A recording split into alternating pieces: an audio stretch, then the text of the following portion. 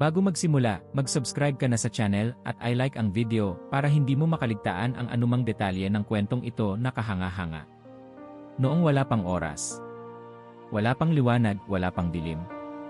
Isang katahimikan ang bumabalot sa kawalan, isang abismo ng walang hanggang potensyal. Ang lahat ay tila nakapako sa isang hangganang hindi pa nasisilayan ng sinuman. Sa kalagitnaan ng kawalang ito, may isang presensyang walang simula, walang wakas. Siya ang Ako nga, ang Diyos na walang hanggan. Ang kawalan ay tila may sariling tunog. Isang mahinang ugong na parang hinahaplos ang katahimikan. Sa loob ng kawalan, hindi kalungkutan ang namamayani kundi kagalakan na nag-uumapaw. Ang kagalakang ito ay hindi nagmumula sa nilalang, kundi mula sa relasyon ng tatlong persona, Ama, Anak, at Espiritu. Sa kailaliman ng katahimikan, isang usapan ang nagsimula. Ang boses ng Ama, puno ng kapayapaan at karunungan, ay bumulong sa kawalan. Ito na ang sandali, ani ng Ama. Ang pagmamahal natin ay kailangang magpakilala. Ang anak na nakaupo sa tabi ng Ama ay mumiti. Ang kanyang anyo ay puno ng liwanag na walang kapantay. Ang mga mata niya ay tila nakikita ang lahat, ngunit sa tingin ay puno ng kababaang loob. Ama, sagot niya. Ngunit paano natin maibabahagi ang ganitong kaligayahan? Ang espiritu, na umiikot sa kanilang dalawa tulad ng hangin na hindi nakikita ngunit nararamdaman, ay nagsalita ng mahina ngunit makapangyarihan. Isang mundo ang ating lilikhain, isang mundong puno ng liwanag, buhay, at pagmamahal. Ngunit higit pa roon, magkakaroon sila ng kalayaang magpasya. Ang usapang ito ay puno ng misteryo. Walang pagmamadali, walang takot, sapagkat sa kawalang hanggan, ang panahon ay tila isang simpleng anyo lamang. Ngunit sa kabila ng kanilang plano, may isang hamon na nagkukugli. Ang desisyon nilang lumikha ay hindi lamang magdadala ng kagandahan, kundi pati na rin ng panganib. Sa bawat sandali ng katahimikan, tila ang kawalan mismo ay naghihintay. Sa katahimikan ng kawalan, ang ideya ng paglikha ay unti-unting nabubuo. Sa bawat salita ng Ama, isang enerhiya ang nararamdaman sa kawalan. Ang espiritu ay nagsimulang magningning, parang apoy na nagbabaga ngunit hindi nasusunog. Ang anak ay nakatayo, ang kanyang mukha ay puno ng kumpiyansa at habag. Ama, ano ang anyo ng ating nilikha? Tanong ng anak. Sila ba'y magiging kagaya natin? Tumango ang Ama, ang kanyang tinig ay puno ng kapangyarihan ngunit banayad. Anak, sila'y ating lilikhain ayon sa ating wangis. Ngunit bibigyan natin sila ng kalayaang pumili, upang ang kanilang pagmamahal ay maging totoo at hindi sa pilitan. Ang espiritu ay tila nagliwanag nang marinig ang mga salitang iyon. Ngunit ang kalayaan ay may kapalit, anya. Kung may kakayahan silang pumili, maaari rin silang tumalikod. Isang saglit na katahimikan ang bumalot sa kawalan. Parang sinasala ng tatlo ang bigat ng desisyon. Ngunit ang kanilang pagmamahal ay mas malaki kaysa sa panganib na dala ng kalayaan. Ang pagmamahal ay handang magsakripisyo, sabi ng Ama. At ang sakripisyong iyon ay nasa ating plano na. Ang anak ay tumingin ng diretsyo sa Ama. Sa isang sandali, tila nabasa niya ang hinaharap.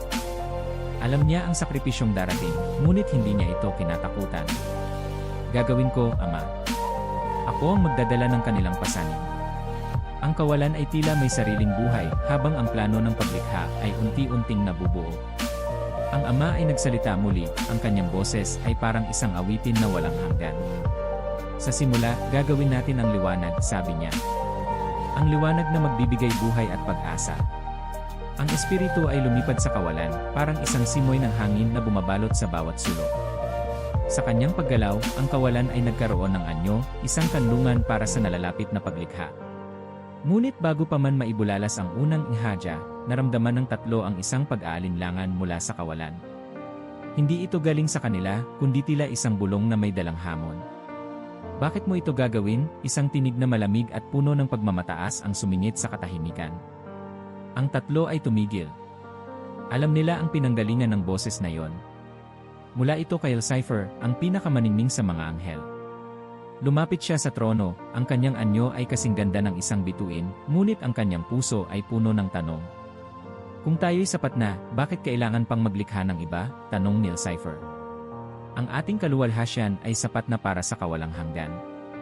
Bakit mo pa ibabahagi ang perpektong ito sa mga nilalang na maaaring hindi magpasalamat? Ang Ama ay tumingin sa kanya ng may habag. Lucifer, ang pagmamahal ay hindi natatali. Ang tunay na pagmamahal ay nagbabahagi at nagbibigay. Ngunit ang puso ni Elcypher ay nanatiling sarado. Sa kanyang isipan, ang paglikha ay isang kahinaan. Kung ganyan, bakit mo ako nilikha na puno ng kaluwalhasyan? Ako na ang pinakamaliwanag sa lahat ng iyong nilalang, ngunit ngayon, gusto mong magbigay ng karangalan sa iba. Ang espiritu ay lumapit, ang kanyang presensya ay tila nagbabaga sa paligid ni Elcypher. Hindi mo nauunawaan ang plano, Elcypher. Hindi mo nauunawaan ang lalim ng pagmamahal.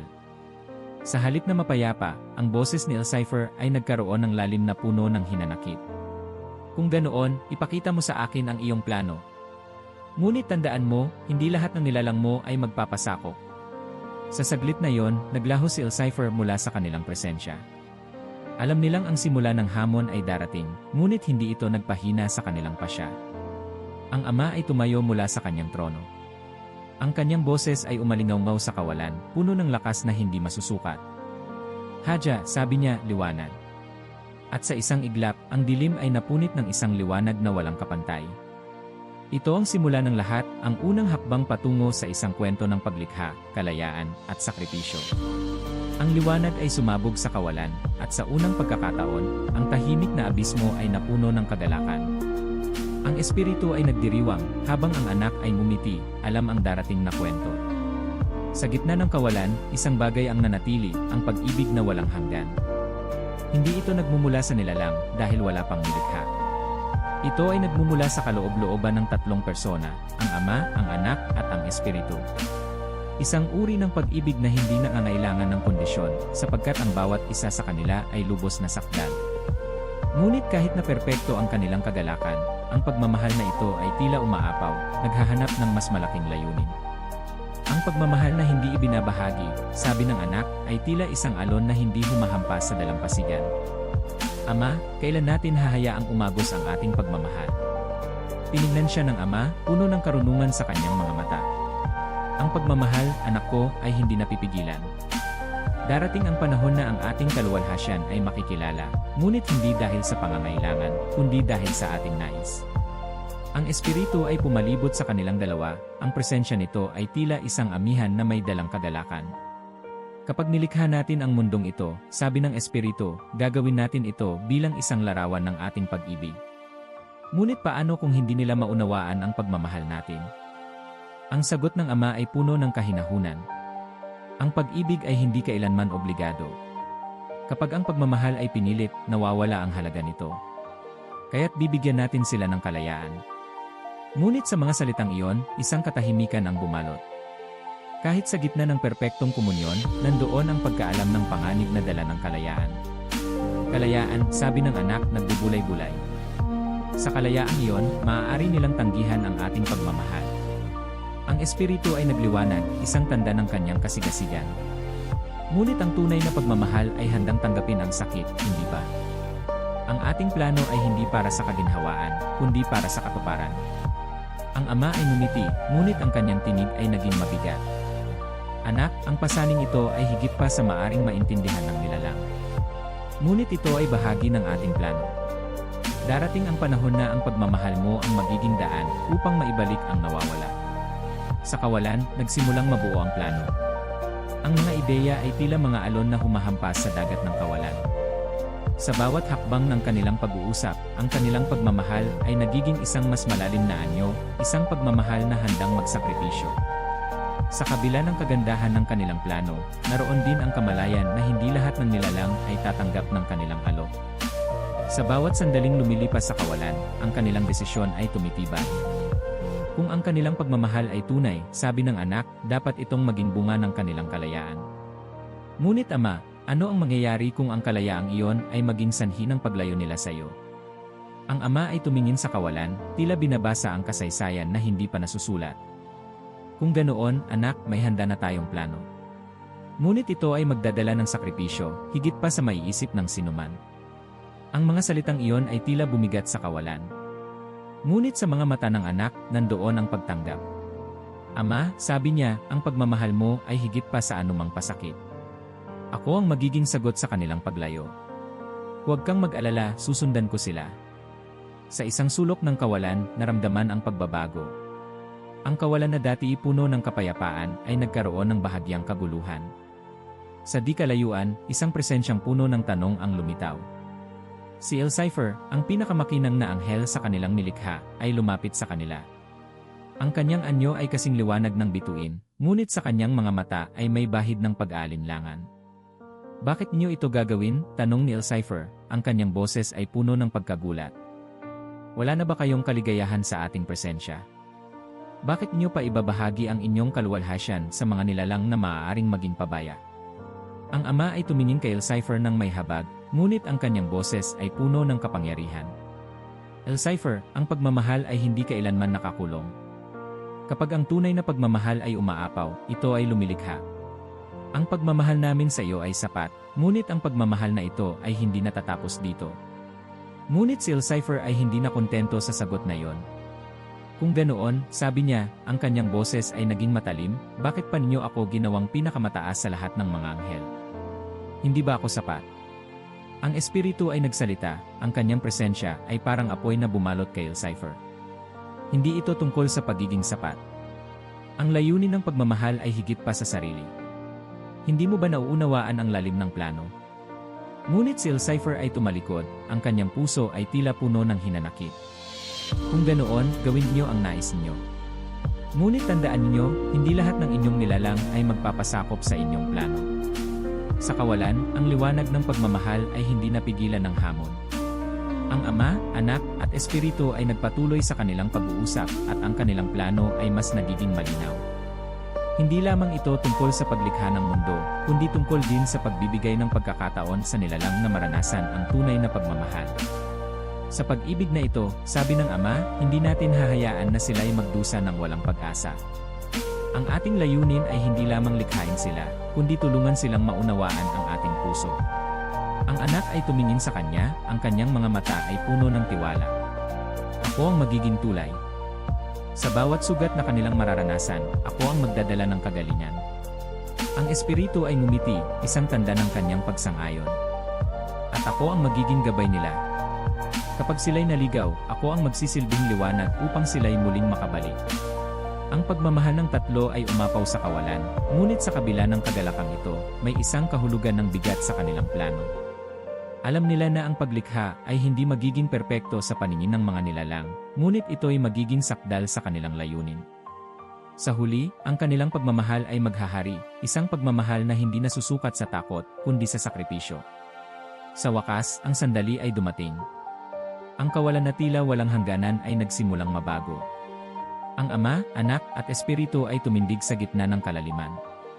Ang katahimikan ng kawalan ay tila may inaasahang hudyat, isang salita na magpapasimula ng lahat.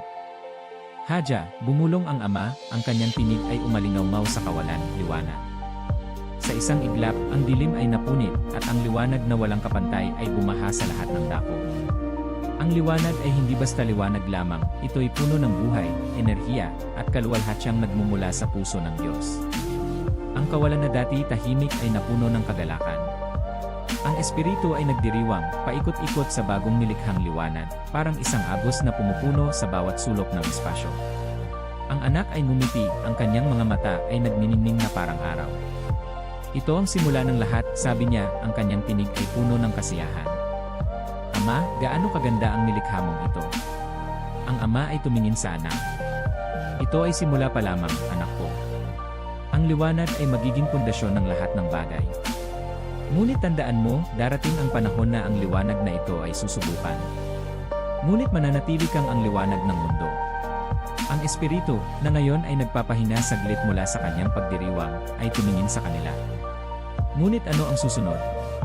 Ang liwanag ay naririto na, ngunit kailangan natin ng isang tahanan para sa ating nilikha. Habang ang liwanag ay nananatili, nagsimulang gumalaw ang Ama. Ang kanyang kamay ay tila umaabot sa kawalan, at ang tinig niya ay muling narinig. Hatiin natin ang liwanag at dilim. Hayaan nating magkaroon ng umaga at gabi. At ganoon niya ang nangyari. Sa isang iglap, ang liwanag ay nahati, at ang dilim ay nagkaroon ng sariling puwang. Ang unang araw ay isinilang, isang bagong simula na magbibigay daan sa susunod na kabanata ng kanilang plano. Ang anak ay tumingin sa liwanag at dilim na magkasamang umiikot sa kawalan. Ang ritmo ng araw at gabi ay magpapakita ng aming disenyo, sabi niya. Ang bawat nilalang na ating gagawin ay makakaranas ng takdang panahon ng pahinga at galaw. Habang lumilipas ang unang araw, isang bagong kabanata ng paglikha ang nagsisimula. Ang espiritu ay dumapo sa ibabaw ng kalaliman, at ang kanyang presensya ay nagbigay ng anyo sa tubig. Ama, panahon na upang bigyan ng hangganan ang tubig. Hayaan nating magbukod ang tubig sa itaas at sa ibaba. Ang tinig ng Ama ay muling umalingaw-ngaw. Mangyari ito. At sa sandaling iyon, ang tubig ay nahati. Ang mga ulap sa langit ay nagsimulang mabuo, at ang tubig sa ibaba ay naging mga dagat na sumasalamin sa liwanag. Ang espiritu ay parang hangin na humahaplos sa ibabaw ng tubig, at ang kalangitan ay sumilay sa kanilang harapan. Sa ikatlong araw, muling nagpasya ang Ama. Hayaan nating lumitaw ang lupa mula sa tubig, at sa lupa ay magkaroon ng buhay. Ang lupa ay sumulpot mula sa dagat, at ang espiritu ay tila nagtanim ng mga binhi sa bawat sulok. Ang mga puno, halaman, at mga bulaklak ay biglang sumibol, puno ng buhay at kulay. Ang anak ay naglakad sa bagong nilikhang lupa, pinagmamasdan ang bawat detalye. Ang kagandahan ng lupa ay parang larawan ng ating kaluwalhasyan, sabi niya. Ang Ama ay tumango. Ngunit ito ay para sa higit pa. Ang lupa ay magiging tahanan ng mga nilalang na ating lilikhain, mga nilalang na magiging kawangis natin. Sa bawat araw ng paglikha, ang kagalakan ng tatlo ay nagiging mas malalim. Ang liwanag, ang kalangitan, at ang lupa ay handa na, ngunit alam nilang ito ay simula pa lamang. Sa ika-4 na araw, ang mga bituin ay nilikha, kasama ang araw at buwan. Ang kalangitan ay napuno ng liwanag mula sa bawat sulok ng universo. Habang ang mga bituin ay kumikislap, si Lucifer, na nagmamasid mula sa malayo, ay napuno ng inggit. Sa kanyang puso, ang liwanag na minsang nagmingming ay tila nagiging mas madilim. Bakit nila ginagawa ang lahat ng ito? Bulong niya sa sarili. Ang kaluwalhasyan ay dapat sa akin. Ngunit ngayon, nilikha nila ang mga bagay na ito para sa iba. Ang kanyang inggit ay unti-unting naging galit. Sa kanyang isipan, ang plano ng Diyos ay tila isang banta sa kanyang sariling karangalan. Sa kabila ng kagandahan ng paglikha, ang kasamaan ay nagsisimulang magkubli sa sulok ng kawalan. Sa ika-6 na araw, nagsalita ang Ama, ang kanyang tinig ay puno ng kagalakan. Ito ang huling hakbang bago natin gawing ganap ang ating plano. Dilikhain natin ang mga nilalang natatahan sa lupa at tubig, ang mga hayop na magpapakita ng ating pagkamalikhain. Ang lupa ay nagbigay buhay sa iba't ibang nilalang, mula sa pinakamaliit na insekto hanggang sa pinakamalalaking hayop. Ang mga dagat ay napuno ng isda at ang langit ay napuno ng mga ibon. Ang espiritu ay umiikot sa paligid, binibigyan ng buhay ang bawat nilikha. Ang anak ay ngumiti habang pinagmamasdan ang lahat. Ama, ang lahat ay maganda. Ngunit tila may kulang. Ano ang susunod nating gagawin? Tumingin ang Ama sa kanya, ang kanyang mga mata ay puno ng pagmamahal. Anak, ang susunod nating lilikhain ay magiging espesyal. Lilikhain natin sila ayon sa ating wangis. Sila ang magiging tagapag-alaga ng lahat ng ito. Ang espiritu ay nagniningning ng maliwanag, tila nasasabik sa susunod na hakbang. Sila ba ay magiging kawangis natin? Magiging bahagi ba sila ng ating plano? Tumango ang Ama. Espiritu. Sila ay magiging espesyal. Ngunit kailangang maingat ang kanilang paglikha, sapagkat sila rin ang magdadala ng pinakamalaking hamon. Sa wakas, ang ika-7 araw ay dumating. Ang liwanag, dilim, lupa, tubig, at lahat ng mga nilikha ay naroroon na. Ngunit alam ng Ama, Anak, at Espiritu na ang tunay na puso ng kanilang plano ay malapit ng maisakatuparan. Magpahinga tayo, sabi ng Ama. Ngunit sa ating pahinga, ihanda natin ang ating puso para sa susunod na kabanata. Ang espiritu ay lumipad sa ibabaw ng lupa, at ang kanyang presensya ay nagbigay ng kapayapaan sa lahat. Ang anak ay umupo sa tabi ng Ama, ang kanyang mga mata ay nakatingin sa kalangitan na puno ng bituin. Ang lahat ng ito, sabi niya, ay simula pa lamang. Sa mga sandaling ang liwanag ay bumalot sa kawalan, ang mga unang saksi ng paglikha ay naroroon na. Sila ay hindi lamang mga manonood kundi bahagi ng isang mas malaking plano, ang mga anghel. Sila ang una sa mga nilalang ng Diyos, bawat isa ay hinubog mula sa liwanag ng kanyang kaluwalhatian. Ang kanilang presensya ay nagdulot ng pag-awit na parang musika sa kalaliman ng bagong likhang universo. Si Gabriel, ang tagapaghatid ng mga mahalagang balita, ay yumuko sa harap ng Ama, Anak, at Espiritu. Panginoon, wika niya, ang boses ay puno ng paggalang, ang inyong nilikha ay puno ng kagandahan. Ang liwanag, ang tubig, at ang lupa ay sumasalamin sa inyong kadakilaan. Ngunit ano ang aming magiging papel sa inyong plano? Ngumiti ang anak, ang kanyang tinig ay puno ng kagalakan. Kayong lahat ay magiging aming mga lingkod, mga tagapagdala ng aming mensahe, at mga tagapagtaguyod ng aming layunin. Ngunit higit pa roon, kayo rin ang magdadala ng awit at pagsamba. Ang mga anghel ay nagsimulang umawit, ang kanilang tinig ay umabot hanggang sa malalayong bahagi ng universo. Ang awitin ay parang alon na dumadaloy sa bagong nilikha, pinupuno ito ng kagalakan at pag-asa. Ngunit kahit sa gitna ng kagalakang ito, isang anino ang nagtatago sa sulok, isang presensyang puno ng pag-aalinlangan. Si Lucifer, ang pinakamakinang sa lahat ng mga anghel, ay nagmasid mula sa isang mataas na lugar. Ang kanyang anyo ay kasing liwanag ng bituin, ngunit ang kanyang puso ay nagsisimula ng magbago. Habang pinagmamasdan niya ang kaganapan, ang kagalakan sa kanyang puso ay unti-unting napalitan ng inggit. Bakit nila nilikha ang mga ito? Bulong niya sa sarili. Ang kaluwalhatian ay para sa kanya, ngunit bakit tila ibinabahagi niya ito? Hindi ba sapat na ang ating pagsamba? Bakit kailangang magkaroon ng iba? Habang patuloy ang awitin ng mga anghel, si Lucifer ay tumayo mula sa kanyang kinaupuan. Ang kanyang puso ay puno ng tanong, ngunit ang mga tanong na ito ay nag-ugat sa isang bagay na mas malalim, isang pagnanais na maging higit pa kaysa sa kanyang nilikha. Ang Espiritu, na umiikot sa buong universo, ay huminto sa tabi ng Ama at Anak. Ama, sabi niya, may isang pagbabago sa puso ni Lucifer. Nararamdaman ko ang kanyang pag-aalinlangan. Tumango ang Ama, ngunit ang kanyang tinig ay puno ng habag. Alam ko. Ngunit ang kalayaan ay bahagi ng ating plano. Hindi natin pipigilan ang kanyang nararamdaman. Ang anak ay tumingin sa kawalan, tila nakikita ang malayo pa sa hinaharap. Ang kanyang pag-aalinlangan ay magdadala ng sakit, ngunit ito ay bahagi ng mas malaking layunin. Handa akong harapin ang hamon. Isang araw, habang ang mga anghel ay nagtitipon upang magpuri, tumayo si Lucifer sa gitna nila. Ang kanyang tinig ay malakas at puno ng paniniwala. Mga kapatid, hindi ba natin nararamdaman na may pagbabago? Ang plano ng Diyos ay tila hindi na nakatuon sa atin. Ang ating kaluwalhatian ay unti-unting nawawala sa gitna ng bagong nilikha. Ang mga anghel ay nagkatinginan, ngunit karamihan sa kanila ay nanatiling tahimik. Si Gabriel, na nakaupo sa isang tabi, ay tumayo at sumagot. Lucifer, ang ating layunin ay hindi para sa ating sariling kaluwalhatian. Tayo ay nilikha upang maglingkod at magpuri. Ang bagong nilikha ay bahagi ng plano ng Diyos, at dapat tayong magalak sa kanyang layunin. Ngunit si Lucifer ay hindi nagpaawat. Bakit natin kailangang magpuri para sa isang bagay na hindi natin lubos na nauunawaan? Ang ating kapangyarihan ay higit pa kaysa sa anumang bagay sa bagong nilikhang ito.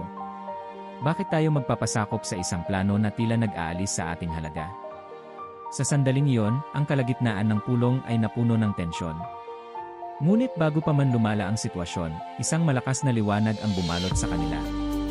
Ang Espiritu ay dumating at ang kanyang presensya ay nagbigay ng kapayapaan. Lucifer, sabi ng Espiritu, ang iyong mga tanong ay mahalaga, ngunit ang iyong puso ay nagsisimulang lumayo. Tandaan mo, ang ating layunin ay hindi kailanman para sa ating sarili. Ang pagmamahal ng Diyos ay hindi nauubos at ito ang ating gabay. Si Lucifer ay hindi sumagot, ngunit sa kanyang puso, ang apoy ng pag-aalinlangan ay nagiging mas matindi. Habang lumilipas ang panahon, ang misteryo ng mga anghel ay lalong nagiging bahagi ng plano. Ang kanilang awit ay patuloy na naririnig sa buong universo, ngunit ang inggit at pag-aalinlangan ni Lucifer ay unti-unting kumakalat sa iba. Ang ilan sa mga anghel ay nagsimulang magtanong, ngunit ang karamihan ay nanatiling matapat sa plano ng Diyos. Ang Ama, Anak at Espiritu ay nagtipon sa isang pagkakataon at ang kanilang usapan ay puno ng kahalagahan.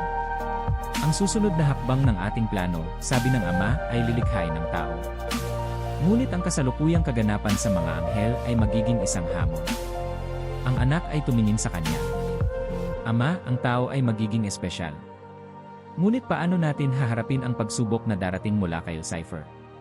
Ang ama ay ngumiti, puno ng kumpiyansa sa kanyang plano. Ang tao ay may kalayaang pumili, tulad ng mga anghel. Ngunit tandaan mo, anak, ang pagmamahal ay palaging mas malakas kaysa sa anumang pagsubok. Darating ang araw na ikaw ang magiging sagot sa kanilang pagpili. Ang Espiritu ay lumipad sa ibabaw ng lupa, at ang kanyang presensya ay nagbigay ng inspirasyon sa lahat ng bagay na nilikha. Ang mga anghel ay nagpatuloy sa kanilang pagsamba, ngunit sa likod ng kanilang mga awit ay naroon ang isang tahimik na digmaan, isang digmaan sa puso ni Elcipher at ng mga sumusunod sa kanya. At sa tahimik na sulok ng kawalan, si Elcipher ay naghahanda na. Ang kanyang mga tanong ay nagbunga ng paghihimagsik, at ang kanyang layunin ay naging malinaw, hindi ako magpapasakop.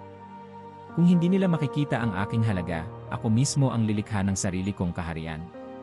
Sa gitna ng kalangitan, ang liwanag ni Elcipher ay nagnining pa rin, ngunit ang kanyang puso ay unti-unti nang nalulunod sa dilim. Ang minsang awit ng papuri na umaalingaw mula sa kanya ay napalitan ng mga bulong ng paghihimagsik. Sa bawat paglipas ng sandali, ang kanyang paninindigan ay nagiging mas matatag, hindi upang maglingkod, kundi upang hamunin ang mismong plano ng Diyos. Bakit kailangang magbigay-pugay sa plano na magpapababa sa ating halaga? Bulong ni Elcipher sa mga anghel na malapit sa kanya. Ang ilan sa kanila ay nakinig, ngunit may takot sa kanilang mga mata. Hindi mo ba nakikita? Tayo ang unang nilalang, ang pinakadakila. Ngunit ngayon, ang kanilang atensyon ay nakatuon sa lupa at sa nilikhang ito na tinatawag nilang tao. Tayo ba'y pababayaan na lamang? Ang kanyang tinig ay puno ng hinanakit, at ang kanyang presensya ay nagdala ng pag-aalinlangan sa ilan sa kanyang mga tagapakinig. Si Miguel, ang matapat na mandirigma ng Diyos, ay narinig ang bulong-bulungan at agad na hinarap si Elcipher. Elcipher, wika niya, ang kanyang tinig ay puno ng kapayapaan, ngunit matatag, ang iyong mga salita ay may dalang panganib. Ang ating layunin ay ang maglingkod at magpuri. Bakit mo hinahamon ang plano ng Ama? Si Elcipher ay ngumiti, ngunit ang ngiting iyon ay malamig. Miguel, hindi ba ikaw mismo ang nagtatanong kung ano ang magiging papel natin? Ang plano nila ay magdala ng bagong nilalang na agaw ng ating kaluwalhatian. Bakit tayo tatahimik? Tayo ay nilikha upang maglingkod, hindi upang maghangad ng ating sariling karangalan, sagot ni Miguel. Ang plano ng Diyos ay mas malawak kaysa sa ating nauunawaan. Magtiwala ka sa kanyang karunungan. Ngunit si Elcipher ay tumalikod, ang kanyang mga mata ay naglalagablab sa galit. Kung ganoon, Miguel, maghintay ka na lamang at magpasakop. Ngunit hindi ako magpapasakop. Ako mismo ang lilikha ng bagong kaayusan, isang kaharian na mas dakila kaysa sa kanilang plano. Sa kalangitan, ang tensyon ay lalong tumindi. Ang Espiritu ay dumaan sa pagitan ng mga anghel, nagdadala ng kapayapaan sa mga natatakot at nag-aalangan. Ngunit si Elcipher, kasama ang kanyang mga tagasunod, ay nagtipon sa isang malawak na dako. Ang kanilang mga mata ay nagliliyab sa pagnanasa, hindi ng papuri, kundi ng kapangyarihan. Hindi na natin kailangang maghintay, sabi ni Elcipher sa kanyang mga kasama. Ang oras ay dumating upang kunin ang ating nararapat. Ngunit paano natin haharapin ang Ama? Tanong ng isa sa kanyang mga tagasunod. Siya ang pinagmulan ng lahat ng bagay. Si Elcipher ay ngumiti, ngunit ang ngiti niya ay puno ng kapalaluan. Kung ang kanilang pagmamahal ay nasa bagong nilalang, samantalahin natin ang kanilang pansin. Hindi nila makikita ang ating pag-aalsa hanggang huli na ang lahat. Sa trono ng Diyos, ang Ama, Anak at Espiritu ay nagtipon.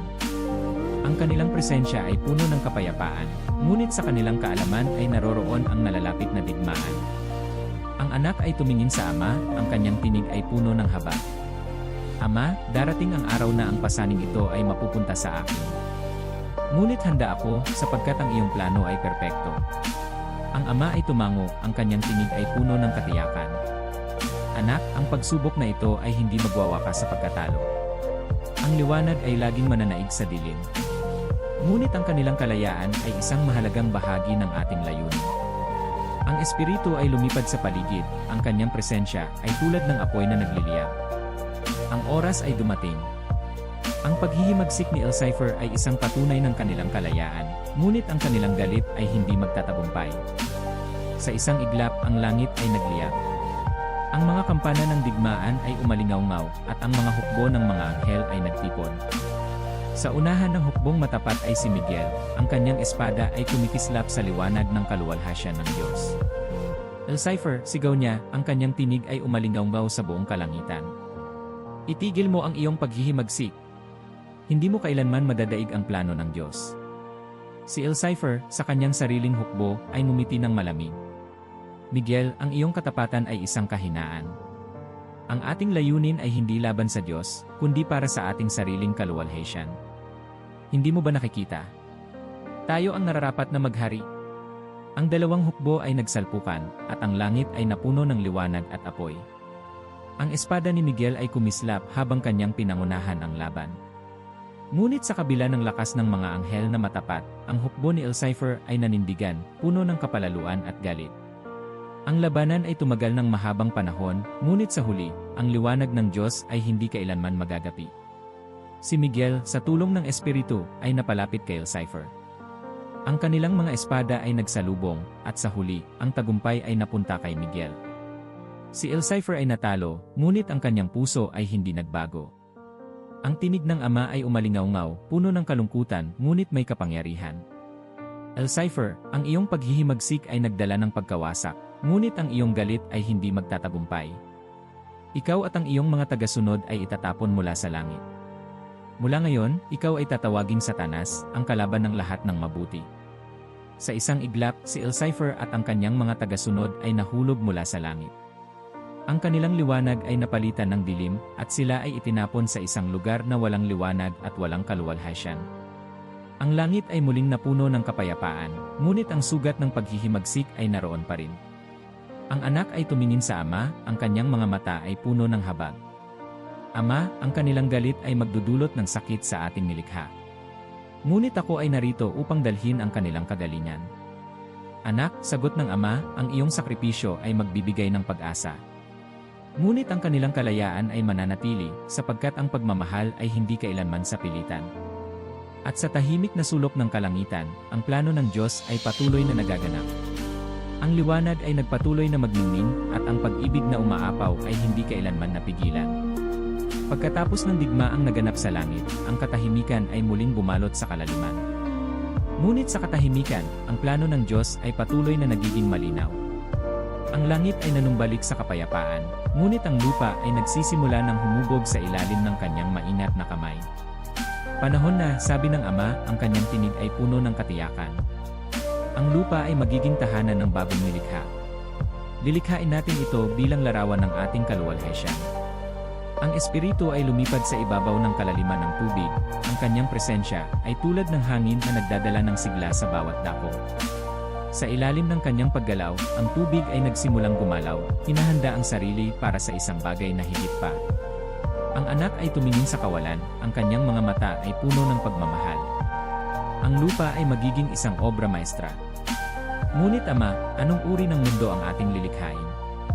Ang Ama ay ngumiti, at sa sandaling iyon, ang lupa ay nagsimulang mabuo. Ang lupa ay magiging puno ng buhay. Ngunit higit pa roon, ito ang magiging lugar kung saan magaganap ang pinakamalalim na kwento ng pagmamahal. Ang tubig ay nahati, at ang lupa ay lumitaw sa ibabaw nito. Ang lupa ay tila humihina, sumisibol ng buhay sa bawat sulok. Ang mga bundok ay tumayo, at ang mga lambak ay umukit sa kanilang paligid. Sa mga dagat, ang tubig ay kumikislap sa liwanag ng araw, na para bang sinasalamin ang kaluwalhatian ng Diyos. Sa unang pagkakataon, ang mga halaman ay nagsimulang tumubo. Ang mga damo ay yumuko sa hangin, at ang mga punong kahoy ay tumindig, ang kanilang mga sanga ay tumataas patungo sa kalangitan. Ang Espiritu ay dumaan sa gitna ng mga ito, at ang bawat halaman ay nabuhay sa kanyang paghipo. Ang mundo ay nagiging maganda, sabi ng anak habang nilalakaran ang lupa. Ang kanyang mga yapak ay tila nag-iwan ng liwanag sa likod. Ngunit kailangan natin ng higit pa. Ang buhay ay dapat magpatuloy.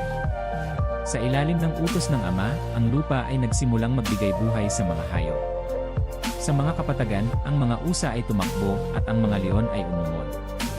Sa kalangitan, ang mga ibon ay sumigaw habang sila'y lumilipad, at sa mga dagat, ang mga balyena at isda ay naglakbay sa kanilang bagong tahanan. Ang anak ay ngumiti habang pinagmamasdan ang lahat ng ito. Ang bawat isa sa kanila ay nagdadala ng kanyang kaluwalhatian, sabi niya. Ngunit Ama, may kulang pa. Ang mga hayop na ito ay maganda, ngunit sino ang mag-aalaga sa kanila? Ang Espiritu ay pumalibot sa kanila, ang kanyang presensya ay puno ng pag-asa. Ang tao, sabi niya. Ang tao ang magiging korona ng ating nilikha. Ngunit bago pa man dumating ang huling araw ng paglikha, isang hamon ang muling nagkubli sa dilim. Si Lucifer, na ngayon ay kilala bilang Satanas, ay nagmamasid mula sa malayo. Ang kanyang mga mata ay puno ng galit habang pinapanood ang kagandahan ng mundo. Ang kanilang plano ay perpekto, sabi niya sa kanyang mga tagasunod. Ngunit alam natin na ang kanilang nilalang ay magkakaroon ng kahinaan. At doon tayo papasok. Ang kanilang kalayaan ay magiging ating sandata. Sa gitna ng dilim, ang kasamaan ay naghahanda na ng plano. Ngunit sa gitna ng liwanag, ang mga layunin ng Diyos ay hindi natitinag. Sa ika-6 na araw, ang Ama, Anak at Espiritu ay nagtipon. Ang kanilang mga presensya ay parang apoy na nagdadala ng liwanag at init sa lahat ng kanilang nilikha. Ngayon na ang oras, sabi ng Ama. Gagawin natin ang tao ayon sa ating wangis. Ang anak ay ngumiti. Ang tao ay magiging espesyal, hindi dahil sa kanilang lakas, kundi dahil sa kanilang layunin. Sila ang magiging larawan ng ating pagmamahal. Ang Espiritu ay nagliwanag, parang apoy na naglalagablab. Sila ang magiging tagapangalaga ng mundo. Ngunit higit pa roon, sila ay magiging bahagi ng ating kwento. Habang ang lupa ay naghahanda, ang kagalakan ng nilikha ay naroroon. Ang mga hayop ay patuloy na gumagalaw at ang araw ay sumilay sa kalangitan. Ngunit sa gitna ng kagandahan ng araw na iyon, ang tao ay handa nang dumating. Ang Ama ay yumuko sa lupa at sa kanyang mga kamay ay hinubog ang unang tao. Ang lupa ay nagbigay ng anyo, ngunit ang kanyang hininga ang nagbigay ng buhay. Ang tao ay tumayo at sa unang pagkakataon, ang kanilang mga mata ay nabuksan sa kagandahan ng mundo. Siya ay buhay, sabi ng anak habang pinagmamasdan ang unang tao. Ama, siya ay tunay na obra maestra. Ang Espiritu ay pumalibot sa tao, ang kanyang presensya ay nagbigay ng lakas at kaalaman. Siya ay hindi lamang nilalang. Siya ay kawangis natin. At sa araw na iyon, ang mundo ay nagkaroon ng bagong tagapag-alaga. Ang tao ay naging larawan ng Diyos, hindi dahil sa kanilang anyo, kundi dahil sa kanilang kakayahang magmahal at pumili. Ang ika-7 araw ay dumating at ang Ama, Anak at Espiritu ay nagpahinga. Ang kanilang nilikha ay tapos na, ngunit alam nilang ang kwento ay simula pa lamang.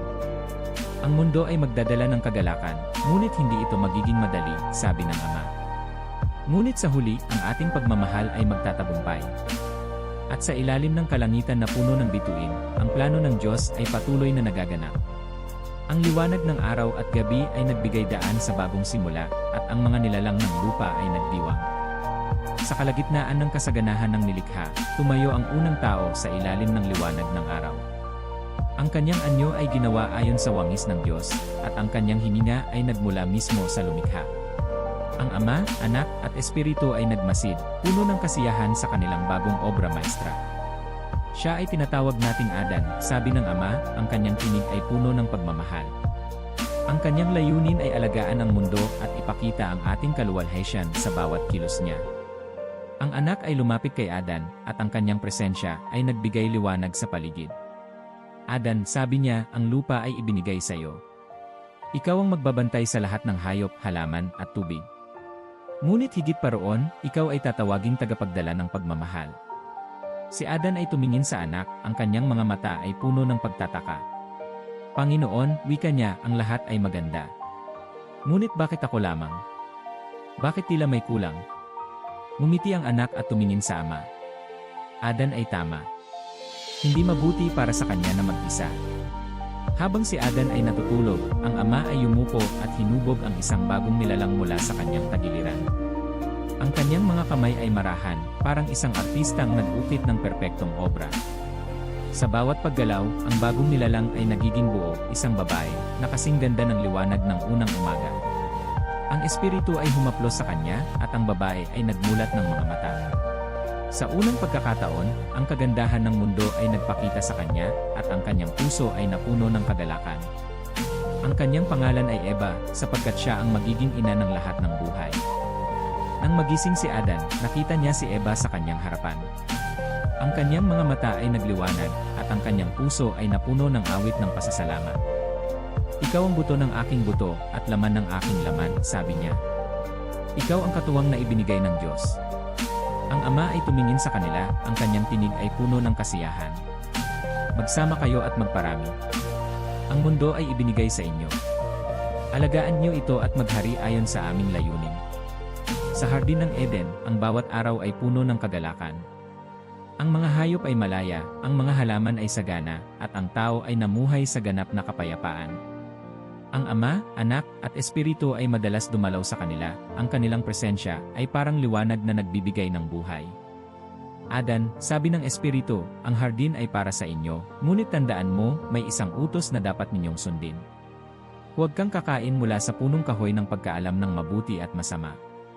Tumango si Adan, ngunit sa kanyang mga mata ay may bahagyang pagkalito. Panginoon, bakit hindi ko ito maaaring kainin? Sumagot ang anak, ang kanyang tinig ay puno ng kabaitan. Ang prutas nito ay magdadala ng kaalaman na hindi mo pa kailangang malaman. Ito'y magdadala ng sakit at paghihiwalay. Ang pagsunod mo sa utos na ito ay tanda ng iyong pagmamahal. Si Eva ay nakinig, ngunit ang kanyang mga mata ay nagmamasid sa kagandahan ng hardin. Ang lahat ng ito ay sa amin, sabi niya, ngunit ang puno na iyon ay tila kakaiba. Para bang ito'y may lihim? Eva, sabi ng Espiritu, ang tunay na lihim ay ang pagtitiwala. Magtiwala ka sa plano ng Diyos, at ikaw ay mabubuhay ng may kagalakan. Ngunit sa likod ng kagandahan ng hardin, may isang anino na nagkukubli. Si Satanas, ang nahulog na anghel, ay nagmasid mula sa malayo. Ang kanyang mga mata ay puno ng galit, at ang kanyang puso ay nag-aalab ng inggit. Ang mga ito ang kanilang obra maestra, bulong niya. Ang mga nilalang na ito ang magpapakita ng kanilang pagmamahal. Kung ganoon, sisirain ko ang kanilang plano sa pamamagitan ng mismong nilikha nilang ito. Isang araw, habang si Eva ay naglalakad sa gitna ng hardin, isang ahas ang lumapit sa kanya. Ang ahas ay nagsalita, at ang kanyang tinig ay puno ng pang-akit. Eva, sabi nito, totoo bang hindi ka maaaring kumain mula sa bawat puno sa hardin? Si Eva ay nagulat, ngunit sumagot siya. Kami ay malaya na kumain mula sa lahat ng puno, maliban sa isa. Sinabi ng Diyos na huwag kaming kakain mula rito, sapagkat kami ay mamamatay. Ngumiti ang ahas, ngunit ang ngiting iyon ay puno ng panlilinlang. Mamamatay. Hindi iyon totoo. Ang Diyos ay alam na kapag kinain mo ang prutas na iyon, ikaw ay magiging tulad niya, na may kaalaman sa mabuti at masama. Ang mga salita ng ahas ay pumasok sa isipan ni Eva. Ngunit bakit hindi niya nais na malaman namin ang lahat? Tanong niya sa sarili. Ang prutas na iyon ay maganda at mukhang masarap. Sa kanyang pag-aalinlangan, ang Espiritu ay humaplos sa kanyang puso, isang paalala ng pagmamahal ng Diyos. Ngunit ang bulong ng ahas ay tila mas malakas, puno ng pangako ng kaalaman at kapangyarihan. Habang si Eva ay nakatayo sa harap ng puno, si Adan ay lumapit. Eva, sabi niya, ano ang ginagawa mo rito? Adan, sagot niya, ang prutas na ito ay mukhang mabuti. Sinabi ng ahas na ito ay magbibigay sa atin ng kaalaman. Bakit hindi natin subukan? Si Adan ay tumingin sa kanya, ang kanyang puso ay puno ng pag-aalinlangan. Ngunit sinabi ng Diyos na huwag tayong kakain nito. Ang kanyang salita ay buhay. Ngunit sa kabila ng kanyang mga salita, ang kanilang pananabik ay nanaig. Ang mga kamay ni Eva ay umabot sa prutas, at sa unang kagat, ang kanilang mundo ay nagbago magpakailanman.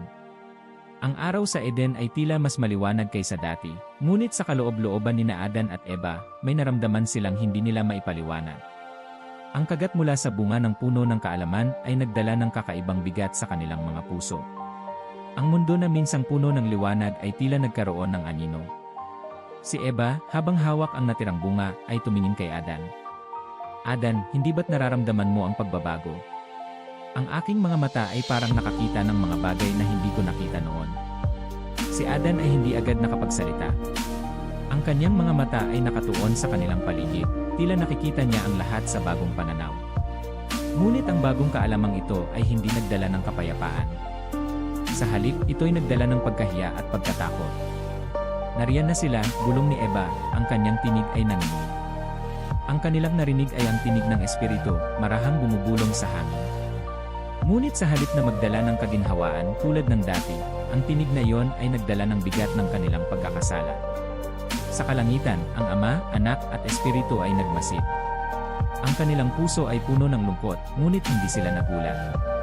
Ang kalayaan na ibinigay nila sa tao ay nagdala ng bunga nito, isang pagpili na naglayo sa kanila mula sa liwanag. Sinimulan na nila ang landas na ito, sabi ng anak, ang kanyang tinig ay puno ng habag. Ngunit ama, hindi ba't may plano tayo upang sila'y muling mapalapit? Ang ama ay tumango, ang kanyang mga mata ay puno ng kaalaman sa hinaharap. Anak. Ngunit ang landas ng pagbabalik ay hindi madali. Sa kanilang kalayaan, sila ay nagpakalayo. Ngunit sa ating pagmamahal, sila ay ating akayin pabalik. Habang si Adan at Eva ay nagtatago sa mga lilim ng punong kahoy, ang tinig ng ama ay umalingaw-ngaw. Adan, nasaan ka? Ang kanilang mga puso ay tila tumigil sa takot. Si Adan ay tumingin kay Eva, ang kanyang tinig ay nanginginig. Narito ako, Panginoon, sagot niya.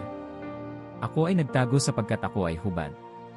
Ang ama ay muling nagsalita, ang kanyang tinig ay puno ng habag ngunit may kasamang bigat ng katotohanan.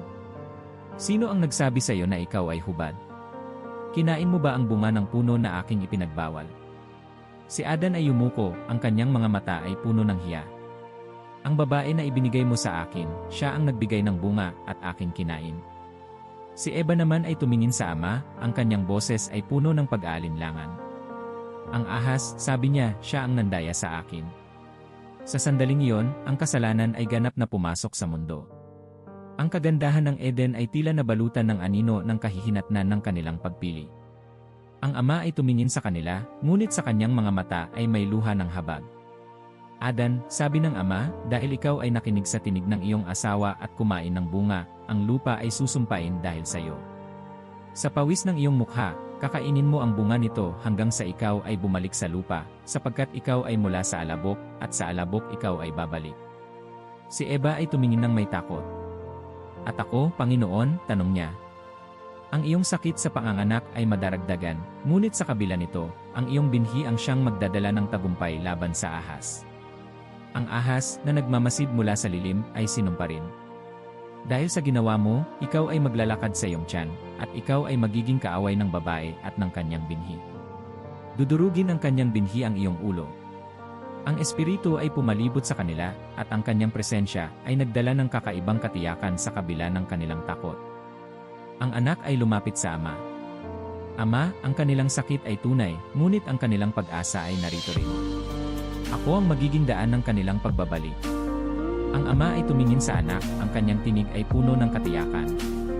Anak, ang iyong sakripisyo ay magbibigay buhay. Ngunit darating ang panahon para sa katuparan ng planong ito.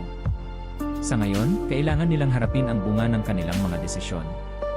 Habang si Adan at Eva ay pinalayas mula sa Eden, ang kanilang mga puso ay puno ng panghihinayang. Ngunit sa gitna ng kanilang pag-alis, ang espiritu ay sumama sa kanila, isang tanda na kahit sa gitna ng kanilang kasalanan, ang Diyos ay hindi kailanman magpapabaya. Ang anak ay tumingin mula sa kalangitan, ang kanyang puso ay puno ng pag-asa. Ama, ang kanilang kwento ay hindi nagtatapos dito. Sa dulo ng kanilang landas, naroroon ang liwanag na magdadala sa kanila pabalik sa atin. Ang ama ay ngumiti ng bahagya. Anak, sa dulo ng lahat ng ito, ang ating pag-ibig ay magtatagumpay. Ang araw sa labas ng Eden ay tila mas mabigat kaysa sa loob ng paraiso. Ang lupa, na minsang malambot at sagana, ay naging matigas at matigas bungkalin. Si Adan ay yumuko, ang kanyang mga kamay ay nagtatrabaho ng walang tigil upang mabuhay mula sa mga ani na puno ng tinik at dawag. Sa tabi niya, si Eva ay nag-aalaga ng kanilang unang mga anak, ang kanyang mukha ay puno ng kalungkutan ngunit matatag. Adan, wika ni Eva, sa bawat araw na lumilipas, nararamdaman ko ang bigat ng ating pagpili. Ngunit paano tayo mabubuhay na may ganitong kirot? Si Adan ay tumingin sa kanya, ang kanyang mga mata ay puno ng pagsisisi. Eva, alam kong ang ating kasalanan ay nagdala ng sumpa sa mundong ito. Ngunit hindi tayo iniwan ng Diyos. Sa kanyang habag, binigyan niya tayo ng pag-asa. Ang binhi na mula sa iyo ay magiging tagapagligtas. Sa kabila ng kanilang hirap, ang kanilang mga puso ay hindi nawalan ng pag-asa. Ngunit ang mundo na kanilang ginagalawan ay hindi na tulad ng dati. Ang bawat araw ay isang paalala ng kanilang pagkakamali, ngunit ito rin ay isang pagkakataon na ipasa ang kanilang pananampalataya sa kanilang mga anak. Lumipas ang mga taon at ang kanilang mga anak ay lumaki. Ang panganay si Cain ay isang masipag na magsasaka. Ang bunsong si Abel ay isang pastol na nag-aalaga ng mga tupa. Sa kabila ng kanilang pagkakaiba, si Adan at Eva ay umaasang ang kanilang mga anak ay magtatagumpay kung saan sila ay nabigo. Isang araw, nagdala ng handog sina Cain at Abel sa Diyos. Si Abel ay nag-alay ng pinakamahusay na tupa mula sa kanyang kawan, habang si Cain ay nagbigay ng bunga mula sa kanyang taniman. Ang kanilang mga handog ay magkaiba, ngunit ang layunin nila ay isa, ang magbigay pugay sa Diyos. Ngunit nang tumingin ang Diyos sa kanilang mga alay, ang alay ni Abel ay kanyang kinalugdan. Ang kanyang puso ay puno ng pagsamba at pagpapakumbaba. Ang alay ni Cain, bagamat mabuti, ay nagmula sa isang puso na may bahid ng inggit at kawalang pananampalataya. Si Cain ay tumingin kay Abel, ang kanyang mga mata ay puno ng galit. Bakit kinalugdan ng Diyos ang iyong alay at hindi ang akin? Tanong niya, ang kanyang tinig ay puno ng hinanakit. Cain, sagot ni Abel, hindi ito tungkol sa alay kundi sa puso. Ang Diyos ay tumitingin sa ating layunin at pananampalataya. Ngunit ang mga salita ni Abel ay tila isang sugat kay Cain. Ang kanyang puso ay naglagablab sa inggit at ang kanyang galit ay naging mas matindi. Habang si Cain ay nag-iisip ng kanyang plano, ang Espiritu ay lumapit sa kanya. Cain, sabi ng Espiritu, ang kanyang tinig ay puno ng habag, ang galit na nasa iyong puso ay magdadala sa iyo sa kapahamakan. Ang kasalanan ay nasa iyong pintuan, ngunit ikaw ang dapat magtagumpay laban dito. Ngunit si Cain ay tumalikod sa tinig ng Espiritu. Ang kanyang puso ay naging bato, at ang kanyang galit ay nagbigay daan sa isang desisyon na hindi na niya mababawi. Isang araw, habang si Abel ay nasa bukid, lumapit si Cain sa kanya. Halika, Abel, sabi niya, ang kanyang tinig ay tila maamo, ngunit puno ng panlilinlang. Mayroon akong nais ipakita sa iyo. Si Abel, na may pusong tiwala, ay sumama sa kanyang kapatid. Ngunit sa gitna ng bukid, inilabas ni Cain ang kanyang galit. Sa isang iglap, ang buhay ni Abel ay naglaho sa ilalim ng mabigat na kamay ng kanyang kapatid. Ang lupa, na minsang pinagpala ng Diyos, ay sumipsip ng dugo ng inosenteng pastol. Ang tinig ng Diyos ay muling umalingaungaw sa lupa. Cain, nasaan ang iyong kapatid na si Abel? Si Cain ay tumingin sa langit, ang kanyang puso ay puno ng pagkatakot, ngunit may pagkukunwari. Hindi ko alam, sagot niya. Ako ba'y tagapag-alaga ng aking kapatid? Ngunit ang tinig ng Diyos ay naging matalim. Ang dugo ng iyong kapatid ay sumisigaw mula sa lupa. Ngayon, ikaw ay isinumpa mula sa lupa na sumipsip ng dugo ng inosente. Ang iyong buhay ay magiging puno ng pag-alagala, at ang lupa ay hindi na magbibigay ng ani para sa iyo. Si Cain ay yumuko, ang kanyang mga mata ay puno ng luha. Ang aking parusa ay masyadong mabigat para sa akin, Panginoon. Ako'y itataboy mula sa iyong presensya, at ang sinumang makakakita sa akin ay maaaring pumatay sa akin. Ngunit sa kabila ng kanyang kasalanan, ang habag ng Diyos ay nanatili. Hindi kita iiwan, Cain. Ang sinumang papatay sa iyo ay parurusahan ng higit. Lalagyan kita ng tanda upang ikaw ay maprotektahan. Si Cain ay umalis, ang kanyang buhay ay puno ng pangungulila at kalungkutan. Ngunit sa kabila ng kanyang pagkakasala, ang pag-asa ng Diyos ay nanatili. Si Adan at Eva, na nagdadalamhati sa pagkawala ni Abel, ay natutong magtiwala muli sa plano ng Diyos. Ipinanganak ang isa pang anak, si Seth, na magiging tagapagmana ng kanilang pananampalataya. Ang kanilang pamilya ay nagpatuloy, ngunit ang epekto ng kasalanan ay nanatili. Ang mundo ay nagkaroon ng mas maraming hinanakit, sakit, at pagkakahati. Ngunit sa kabila ng dilim, ang liwanag ng plano ng Diyos ay patuloy na nagniningning. Ang Ama, Anak, at Espiritu ay nagmasid mula sa kalangitan. Ang kanilang puso ay puno ng pagmamahal at pag-asa. Ang kanilang kwento ay puno ng hirap, sabi ng anak. Ngunit sa tamang panahon, ako ang magiging daan upang maibalik sila sa atin. Ang Ama ay ngumiti, puno ng katiyakan. Anak, ang kanilang kasalanan ay hindi magtatapos sa kamatayan. Ang iyong sakripisyo ay magbibigay ng buhay na walang hanggan. Sa paglipas ng panahon, ang lupa ay nagbunga ng maraming salinlahi. Si Seth, na anak ni Adan at Eva, ay nagdala ng bagong pag-asa sa kanilang pamilya. Sa kanyang lahi, muling lumitaw ang pananampalataya sa Diyos, kahit na ang mundo ay patuloy na bumibigat sa kasalanan. Ang mga tao ay nagsimulang magtawag sa pangalan ng Panginoon, ngunit kasabay nito, ang dilim ng kasalanan ay patuloy na lumalaganap. Sa kalangitan, ang Ama, Anak, at Espiritu ay nagmasid sa pag-usbong ng kasaysayan ng tao. Ang Ama ay tumingin sa mundo, ang kanyang mga mata ay puno ng kaalaman sa kasalukuyan at hinaharap. Ang kanilang kasalanan ay lumalaganap, ngunit ang ating plano ay hindi mababago. Ang kanilang kalayaan ay nagdala ng sakit, ngunit ito rin ang magdadala sa kanila ng tunay na pagmamahal. Ang anak ay tumango, ang kanyang mukha ay puno ng habag. Ama, ang kanilang kirot ay naglalapit sa araw ng pagtubos. Ngunit paano natin sila gagabayan mula rito hanggang sa katuparan ng ating plano? Ang Espiritu ay pumalibot, ang kanyang presensya ay nagdala ng liwanag sa mga sulok ng kasaysayan. Magsimula tayo sa isang pangako, isang tipan na magpapakita ng ating katapatan. Isang araw, habang si Seth ay nagdarasal sa ilalim ng langit na puno ng bituin, narinig niya ang tinig ng Diyos. Ang tinig ay puno ng kapayapaan at katiyakan. Seth, ang iyong lahi ay magiging tagapagmana ng aking pangako. Mula sa iyong mga anak ay darating ang isa na dudurog sa ulo ng ahas. Sa pamamagitan niya, ang sangkatauhan ay magkakaroon ng bagong pag-asa. Ang salita ng Diyos ay naging gabay ng lahi ni Seth. Ang mga salinlahi ay patuloy na nanatiling tapat kahit na ang kanilang mundo ay napapaligiran ng kasamaan. Ngunit habang lumilipas ang mga taon, ang kasalanan ay lalong lumalalim sa puso ng tao. Sa kalagitnaan ng kanilang kwento, isang lalaki ang lumitaw mula sa lahi ni Seth. Siya ay si Enoch, isang taong kilala sa kanyang matapat na pagsunod sa Diyos. Ang kanyang buhay ay isang patotoo ng pananampalataya sa kabila ng mundo na puno ng kasamaan. Si Enoch ay naglakad kasama ng Diyos. Sa bawat hakbang niya sa lupa, ang kanyang mga mata ay nakatingin sa langit. Ang kanyang puso ay puno ng pag-asa, at ang kanyang mga salita ay nagturo sa iba na magtiwala sa plano ng Diyos. Ang Diyos ay tapat, sabi ni Enoch sa kanyang mga anak. Ang kanyang pangako ay hindi kailanman mabibigo. Kahit na ang mundo ay puno ng kasamaan, ang kanyang liwanag ay hindi mawawala. Isang araw, habang naglalakad si Enoch, ang kanyang paglalakbay sa mundo ay biglang natapos. Ang Diyos, sa kanyang habag, ay kinuha siya, at si Enoch ay hindi na nakita pa. Ang kanyang kwento ay naging paalala sa lahat na ang Diyos ay tapat sa kanyang mga pangako. Habang ang kasaysayan ay patuloy na umuusad, ang mundo ay naging mas madilim.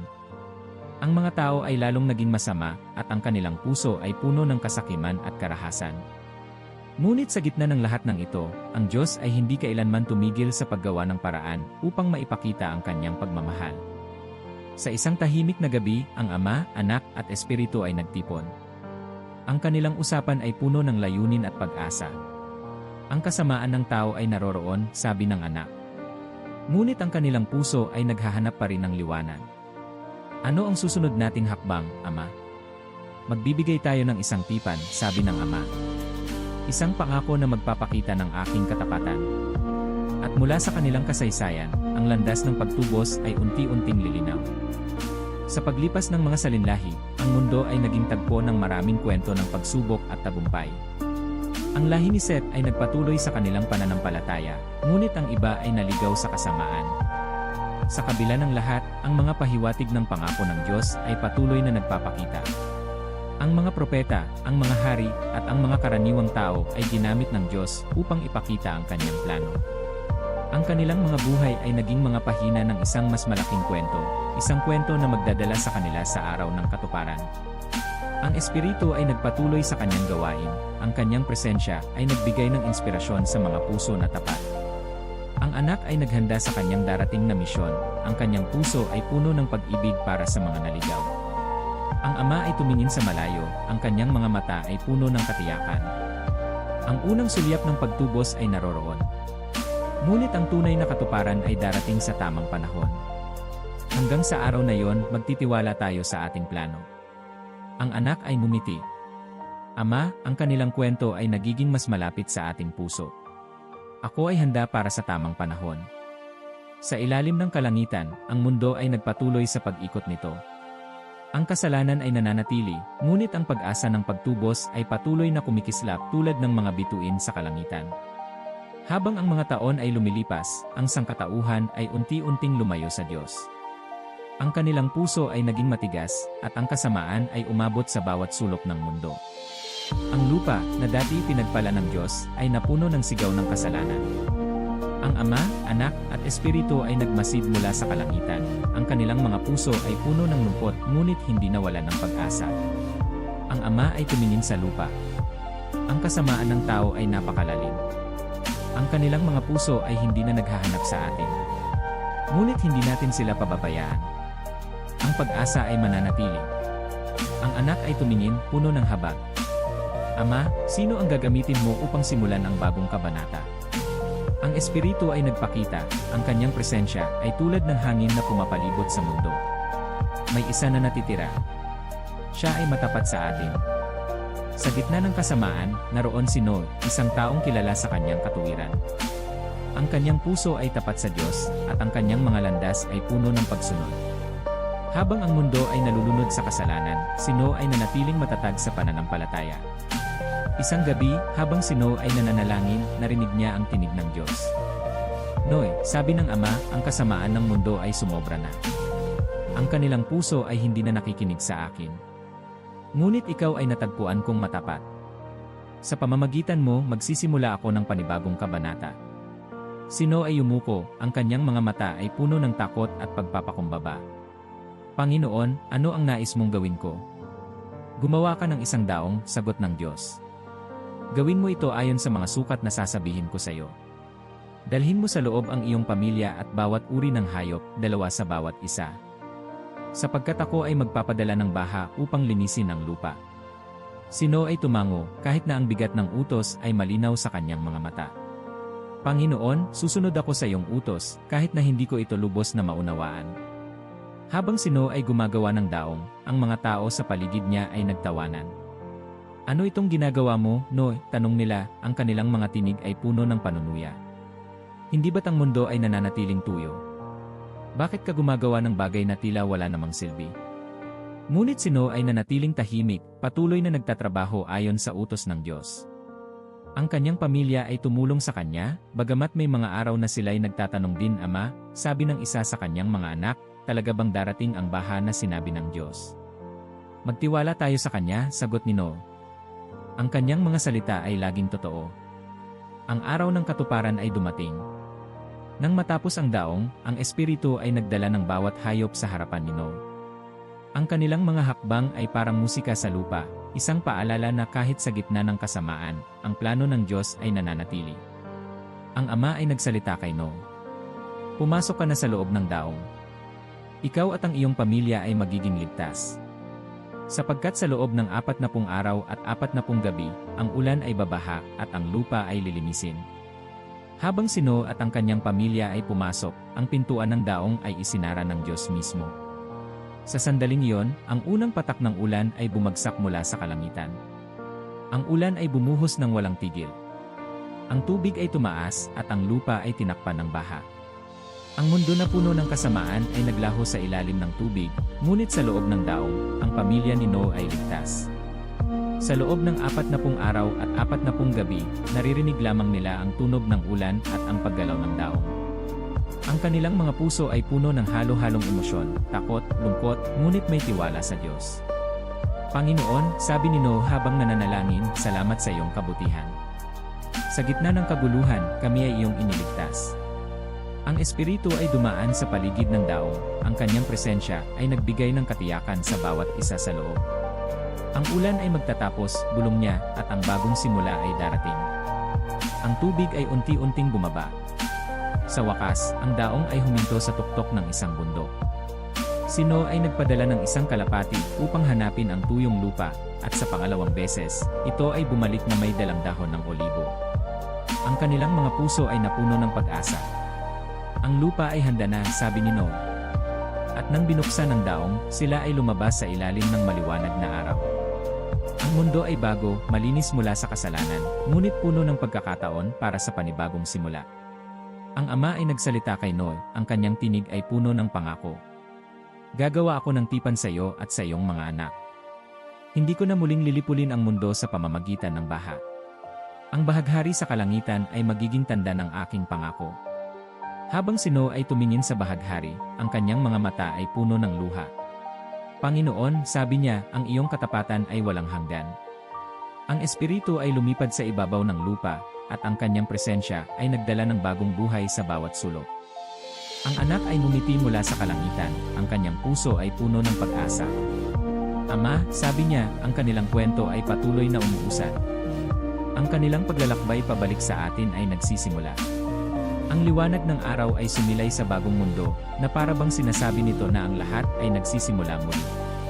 Si Noe at ang kanyang pamilya ay lumabas mula sa daong, ang kanilang mga mata ay namangha sa kagandahan ng kalikasan na muling nabuhay.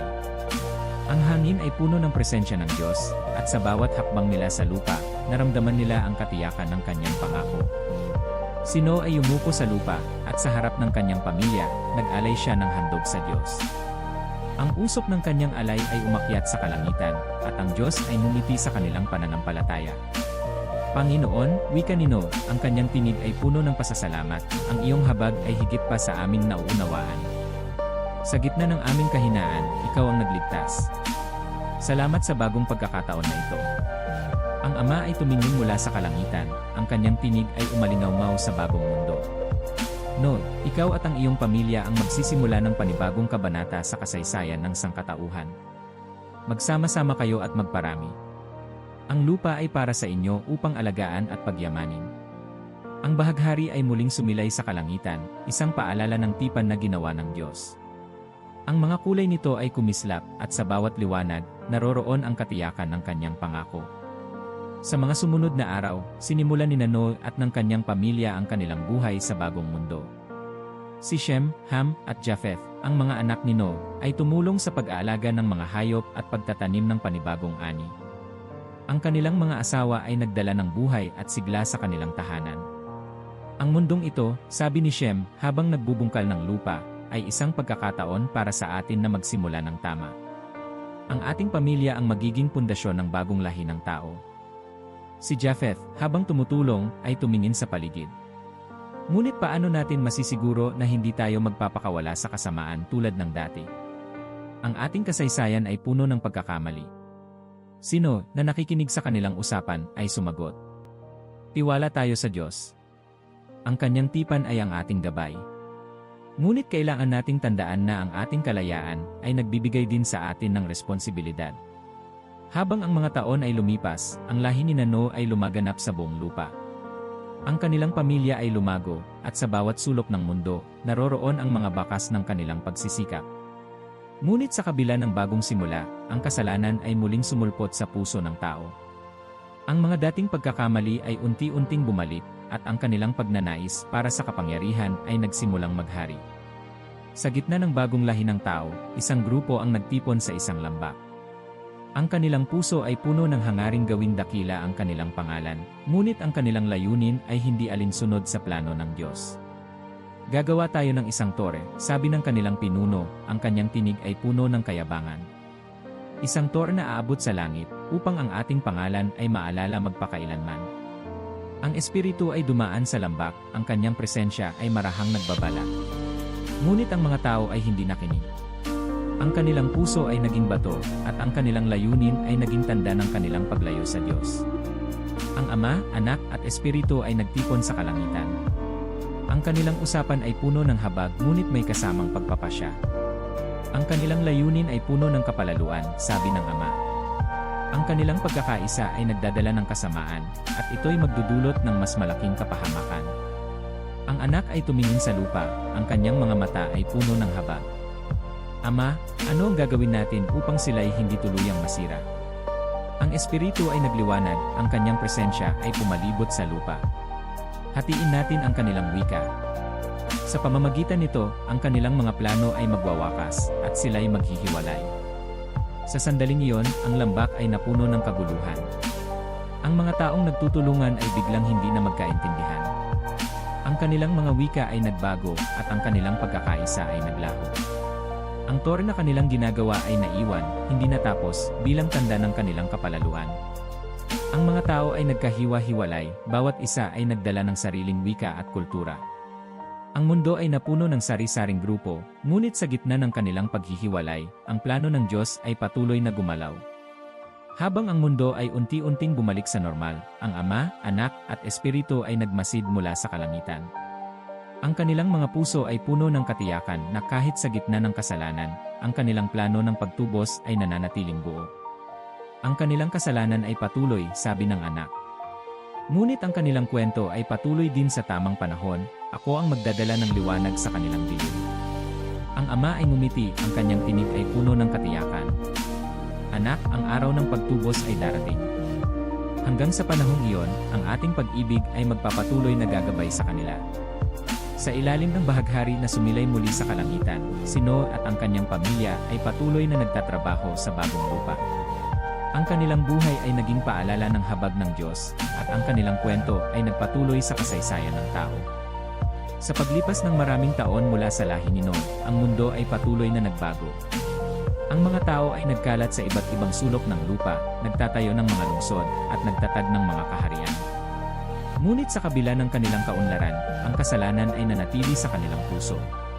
Ang sangkatauhan ay nananatiling malayo sa Diyos, ngunit ang kanyang plano ng pagtubos ay patuloy na umuusad. Sa isang tahimik na gabi, sa disyerto ng Mesopotamia, naroon ang isang lalaki na nagngangalang Abram. Siya ay isang taong simpleng namumuhay kasama ang kanyang asawang si Sarai, ngunit ang kanyang puso ay tila tinawag para sa mas mataas na layunin. Isang gabi, habang siya ay nagbabantay ng kanyang mga kawan, ang tinig ng Diyos ay dumating sa kanya. Abram, sabi ng Diyos, umalis ka sa iyong lupain, sa iyong pamilya, at sa bahay ng iyong ama. Pumunta ka sa lupain na ituturo ko sa iyo. Gagawin kitang isang dakilang bansa.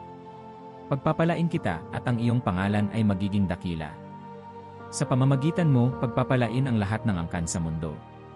Si Abram ay tumingin sa kalangitan, ang kanyang puso ay puno ng pagkamangha. Panginoon, paano ito mangyayari? Ako ay isang simpleng tao, at si Sarai ay walang anak.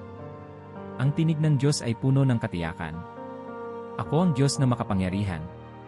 Ang aking pangako ay hindi kailanman mabibigo. Magtiwala ka sa akin, Abram.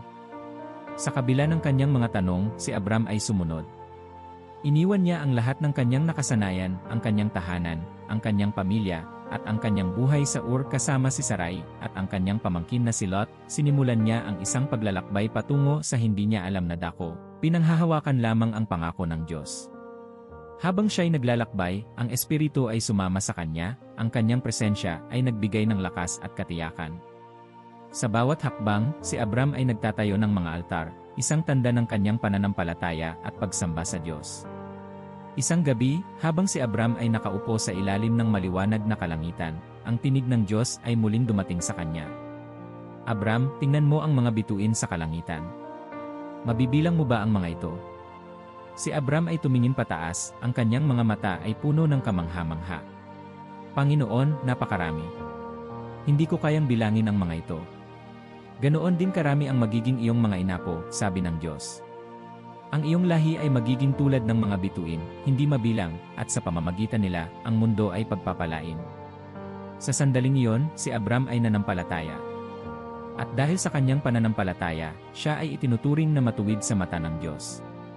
Ngunit habang lumilipas ang mga taon, si Abram at Sarai ay nanatiling walang anak. Ang kanilang puso ay napuno ng pag-aalinlangan, ngunit ang pangako ng Diyos ay nananatiling matibay. Panginoon, wika ni Abram, ako'y tumanda na at wala pa akong anak. Paano magiging totoo ang iyong pangako kung walang tagapagmana mula sa akin? Ang Diyos ay sumagot, ang kanyang tinig ay puno ng katiyakan. Abram, hindi ka magiging ama ng isang bansa lamang. Mula ngayon, tatawagin kang Abraham, sapagkat ikaw ang magiging ama ng maraming bansa. At ang iyong asawa na si Sarai ay tatawaging Sara, sapagkat siya ang magiging ina ng mga hari at bansa. Sa kabila ng kanilang edad, ang Espiritu ay nagbigay ng lakas at pag-asa kay Abraham at Sara. Ang kanilang pananampalataya ay sinubok, ngunit ang kanilang puso ay nanatili sa pangako ng Diyos. Isang araw, habang si Abraham ay nagpapahinga sa ilalim ng isang punong kahoy, tatlong lalaki ang lumapit sa kanya. Hindi niya alam na ang mga ito ay mga sugo ng Diyos. Ang kanyang puso ay puno ng pagkamangha habang sila'y nagsalita.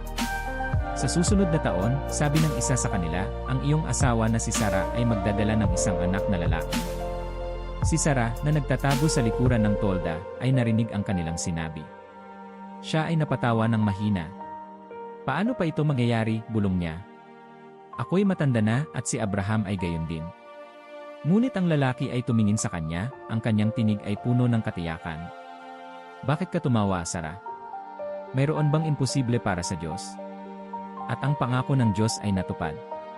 Sa kanilang katandaan, isinilang ni Sara ang isang anak na lalaki, at siya ay tinawag na Isaac, na nangangahulugang si pagtawa, bilang paalala sa kanilang mga alinlangan at sa katuparan ng pangako ng Diyos.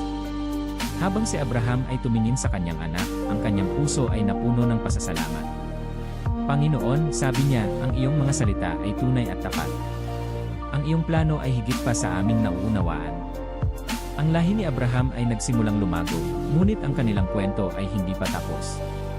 Ang Diyos ay patuloy na nagtatayo ng kanyang plano ng pagtubos sa pamamagitan ng kanilang kasaysayan, at ang kanyang pangako kay Abraham ay naging pundasyon ng isang tipan na magdadala ng liwanag sa lahat ng bansa.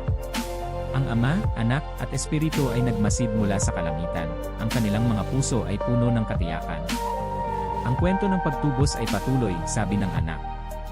Ang kanilang pananampalataya ay magdadala sa kanila sa akin. At sa ilalim ng mga bituin na minsang pinangako ng Diyos kay Abraham, ang kasaysayan ng sangkatauhan ay nagpatuloy, puno ng pag-asa at pangako. Sa maraming siglo ng pag-ikot ng kasaysayan, ang lahi ni Abraham ay lumaganap. Sa gitna ng kanilang mga tagumpay at pagkatalo, ang pangako ng Diyos ay nanatiling buhay.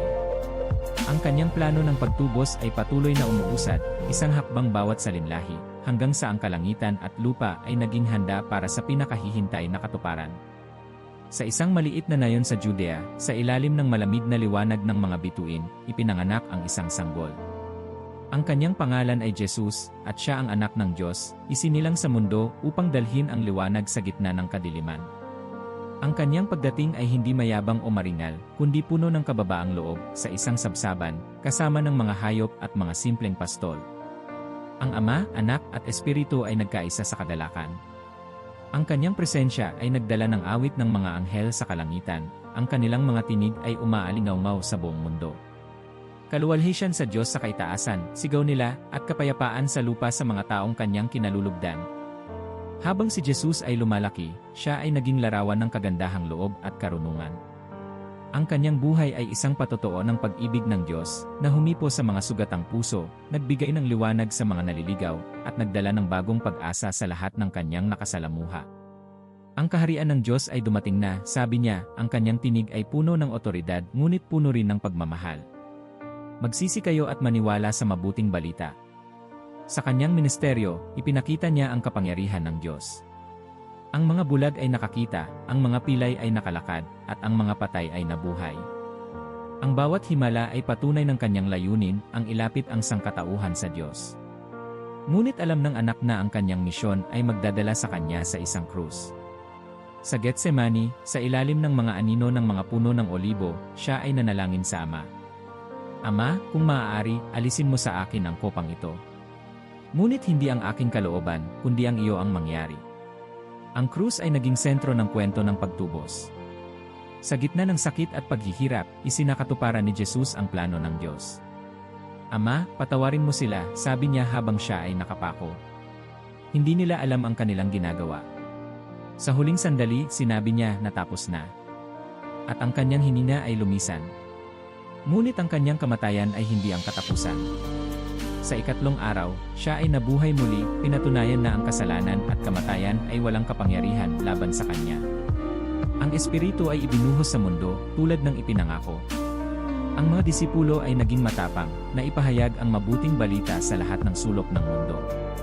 Ang liwanag na dala ni Jesus ay kumalat, at ang kanyang pangalan ay naging tanda ng kaligtasan para sa lahat ng naniniwala. Sa wakas, ang anak ay bumalik sa Ama, at ang Espiritu ay patuloy na kumikilos sa mundo. Ang kanilang plano ay patuloy na nagkakabunga, ang bawat puso na tumatanggap kay Kristo ay nagiging bahagi ng kanilang kaharian. Ang Ama ay tumingin sa kanyang nilikha, at ang kanyang tinig ay puno ng kasiyahan. Ang lahat ay magtatapos sa ganap na pagbabalik ng aking anak. Ang mundo ay magkakaroon ng bagong langit at bagong lupa, at ang aking tahanan ay kasama nila magpakailanman. Ang Espiritu ay nagliwanag, nagdadala ng katiyakan sa lahat ng sumasampalataya. At ang anak, ang kordero ng Diyos, ay nagniningning bilang liwanag ng sanlibutan. Halina, sabi niya, ang lahat ng nauuhaw, lumapit at uminom mula sa tubig ng buhay. At ang kwento ng pagtubos ay natapos, ngunit ang buhay na walang hanggan ay nagsimula, sa piling ng Diyos, sa isang mundo na puno ng liwanag at pag-ibig. Kung umabot ka hanggang dito, gusto naming malaman na natapos mo ang buong video.